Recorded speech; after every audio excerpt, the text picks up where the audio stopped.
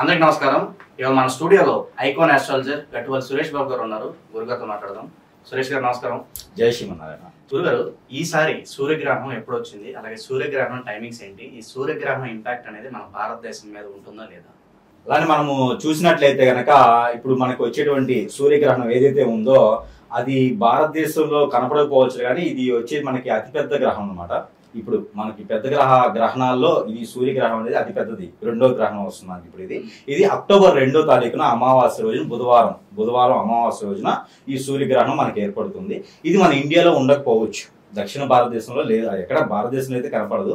ఇది మనకి మనకి తూర్పు ఉన్నటువంటి దేశాల్లో ఏదైతే అమెరికా, అంటార్క్టికా సముద్రాల వాటిల్లో కనిపెడుతూ ఉంది అనమాట. దీనికి ఇండియన్ టైం ప్రకారంగా వచ్చేసి 2వ తారీఖున బుధవారం 2వ తారీఖు అక్టోబర్ 2వ తారీఖున రాత్రి 9:13 మొదలయ్యేసి ఇదే ఏకుంజామున అంటే తెల్లవారితే 3వ తారీఖు అనమాట. ఇది ఏకుంజామున వచ్చి 3:17 వరకు గ్రహణ సమయం ఉంది. ఇందులో పొట్టు విడుపు సమయం ఏంటంటే అర్ధరాత్రి 12:24 మొదలయ్యేసి 1:36 వరకు ఇది గ్రహణ సమయం అనమాట. ఇది పూర్తి గ్రహణ సమయము ఇది మొదలవుతుంది. ఇది మన భారతదేశంలో కనపడకపోవచ్చు, కానీ ప్రతి వాళ్ళ మీద ఆ ఎఫెక్ట్ కనపడుతుంది అనమాట. ఇది గ్రహణ సమయంలో. ఈ గ్రహణ సమయంలో మన నియమాలు ఏంటనేది ఇండియాలో కనపడకపోయినప్పటికీ దాని నియమాలు అనేది ఉంటాయి. దీనికి ఏంటంటే ప్రెగ్నెన్సీ ఉన్నటువంటి స్త్రీలు ఎవరైతే ఉన్నారో వాళ్ళు బయట తిరగకపోవడం మంచిది, ఇంట్లోనే ఉండాలి. రెండోది, ఆరోగ్యం ఎవరికైతే బాగోదో, ముసలి వాళ్ళు కావచ్చు, ఎవరైనా ఆరోగ్య సమస్యలు ఉన్న వాళ్ళు బయటికి రాకుండా ఉండడం వల్ల మంచిది. అలానే చదువుకున్న పిల్లకాయలు కావచ్చు, చంటి పిల్లలు ఎవరినైనా బయట తిప్పకుండా ఉంటే చాలా మంచిది. ఆ గ్రహణం పట్టినటువంటి సమయాల్లో తినకపోవడం కూడా చాలా మంచిది.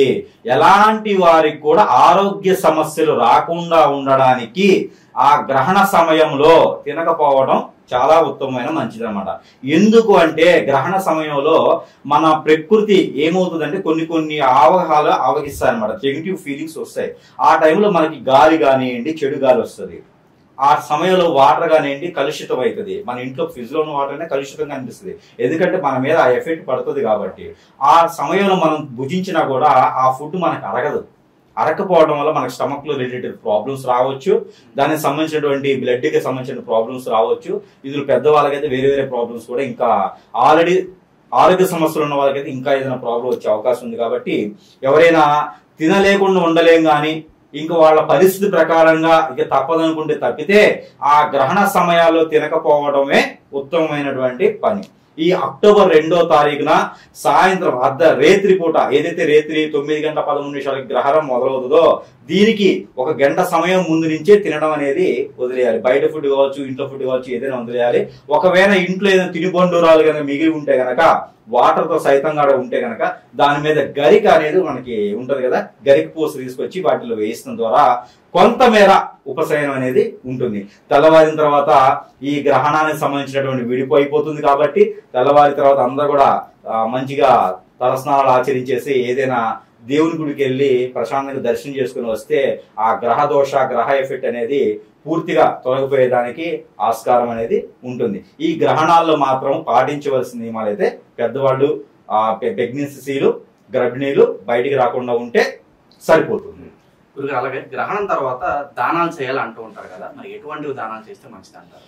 గ్రహణం తర్వాత దానాలు చేయాలండి. దానాలు చేసిన ద్వారా మన ఇంట్లో అంతా శుభం జరుగుతుంది అనమాట. వీళ్ళలో ఉన్నటువంటి కార్యాచరణ ఏదైతే ఉంటుందో అవి కూడా విఘ్నాలు ఏమైనా ఉంటే కూడా తొలగిపోతాయి.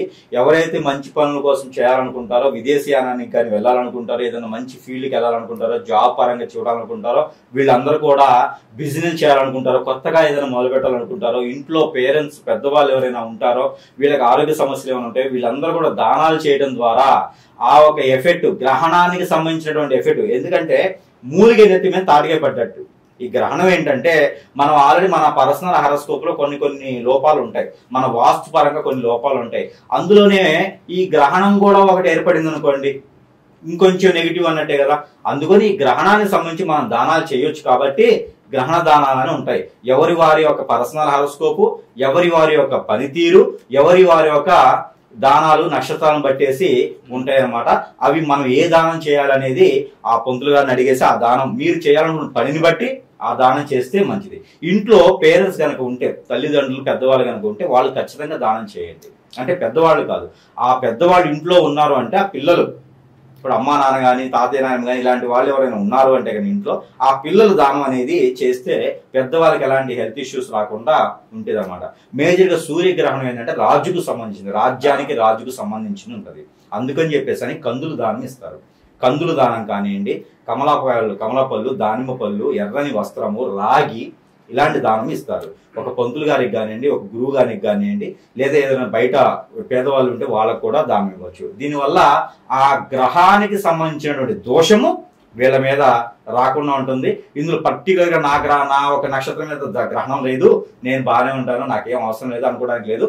27 నక్షత్రాల వాళ్ళు, 12 రాసుల వాళ్ళు ప్రతి ఒక్కరు కూడాను ఈ దానం అనేది చేస్తే ఆ గ్రహానికి సంబంధించినటువంటి చెడు మన మీద లేకుండా, మనం చేయాలనుకున్న కార్యక్రమానికి ఏమి విఘ్నాలు లేకుండా ముందుకెళ్ళేదానికి ప్రతి ఒక్కరు కూడా దానం చేస్తే గ్రహానికి ఎలాంటి దోషం ఉండదు, గ్రహానికి సంబంధించిన దోషం మన మీద ఉండదు. అలాగే సూర్యగ్రహణం తర్వాత ఏ రాశుల వారికి మంచి ఫలితాలు ఉండబోతున్నాయి, ఏ రాశుల వారికి కొంచెం మిశ్రమ ఫలితాలు గోచరిస్తున్నాయి? మామూలుగా రాసుల గురించి కనుక మనం చెప్పుకున్నట్లయితే కనుక సూర్యగ్రహణం సంబంధించినటువంటి ప్రతిఫలం అయితే ప్రతి రాశి మీద ఉన్నది. కానీ పర్టిక్యులర్ గా చెప్పాలి అంటే మాత్రము ఒకటి సింహరాశికి ఉంది, రెండోది కర్కాటక రాశికి ఉంది, మూడోది వచ్చేసి ధనుసు రాశికి ఉంది.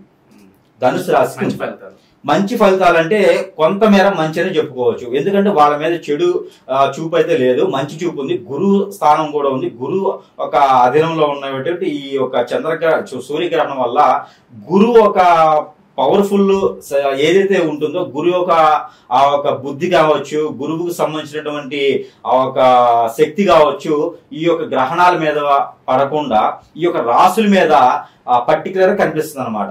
ఏదైతే శని గురించి బాధపడేటువంటి వాళ్ళకి గురు బలం కనిపిస్తా ఉంది, దాని వలన గురు బలం బుధుడు బలం కనిపిస్తుంది కాబట్టి ఈ రాసులకి మంచి ఫలితం కనిపిస్తా ఉంది అనమాట. అందుకని కర్కాటక రాశి వాళ్ళు కూడా దానం చేయండి, బాగుంది కదా అని చెప్పేసి అని లేకుండా కర్కాటక రాశిలో ఉన్నట్టయితే గనక వాళ్ళు గోధుమలతో పాటు నువ్వులు కూడా దానం చేస్తే ఇంకా మంచి ఫలితాలు పొందేటువంటి అవకాశం ఎక్కువ కనిపిస్తా ఉంది. అలానే సింహరాశి వారు అయితే గనక రాగికి సంబంధించినటువంటివి, గోధుమలతో పాటు రాగికి సంబంధించినటువంటి వాటిని కూడా దానం చేయడం వల్ల వాళ్ళు పొందేటువంటి మిశ్రమ ఫలితాలు కూడా వాళ్ళు పొందేదానికి అదృష్టం ఉంది. అలానే ధనుసు రాశి వాళ్ళు గనక గోధుమలు అయితే ఖచ్చితంగా అందరూ చేయాలి. గోధుమలతో పాటు అన్ని రాశి వాళ్ళు చేయాలి. గోధుమలతో పాటు వీళ్ళకి ఇంకా కొంచెం మంచి జరిగేటువంటిది ఉంది కాబట్టి వీళ్ళు ఇంకా వేరే కూడా దానం చేస్తే ఆ ఒక ప్రతిఫలం మిశ్రమ ఫలితము వీళ్ళకి వచ్చేదానికి ఎక్కువ ఆస్కారం ఉంటుందన్నమాట. అలానే ఈ యొక్క ధనుసు రాశి వాళ్ళు గోధుమలతో పాటు ఎర్రని వస్త్రము, ఎర్రని పండు, ఏదైనా దానిమ్మకాయ కానివ్వండి, కమలాకాయ కానివ్వండి, ఇలాంటి ఎర్రని పండుతో పాటు కూడా ఒక 10 మంది నుంచి 12 మందికి అన్నదానం చేస్తే, ధనుసు రాశి వాళ్ళు అన్నదానం గనక చేయగలిగితే గనక వీళ్ళకి రావాల్సినటువంటి అదృష్టం ఏదైతే ఉందో వీళ్ళకి త్వరగా వచ్చేటువంటి అదృష్టం ఉంటుంది. ఈ 3 రాశుల వాళ్ళకి జాబ్ పరంగా కావచ్చు, జాబ్ పరంగా గ్రోత్ కావచ్చు, బిజినెస్ కావచ్చు, వీళ్ళకి గ్రహణాల ద్వారా వచ్చేటువంటి మంచి కూడా వీళ్ళు పొందేదానికి ఇలాంటి దానాలు చేయడం ద్వారా ఇంకా వీళ్ళు మిశ్రమ ఫలితాలు పొందేటువంటి అదృష్టం ఉంటదన్నమాట. ఈ యొక్క గ్రహాల రీత్యా ఈ గ్రహణం తర్వాత ఈ 3 రాశుల మీద ఎక్కువ చూపిస్తుంది అనమాట. ధనవంతులు చేసేటువంటి అదృష్టం కూడా ఉన్నది వీళ్ళలో. ఇలాంటి దానాలు చేస్తే ఆ ఒక లోపం పోయేసి ఇంకా త్వరగా వీళ్ళు ముందుకెళ్లేదానికి ఆస్కారం ఉంటుంది అనమాట. ఇది గ్రహణానికి సంబంధించినటువంటి రాశులకి మంచి జరిగేదానికి. గురుగారు, సూర్యగ్రహణం గురించి ఇవాళ మాకు ఎన్నో తెలియని విశేషాలు తెలియజేశారండి. నమస్కారం.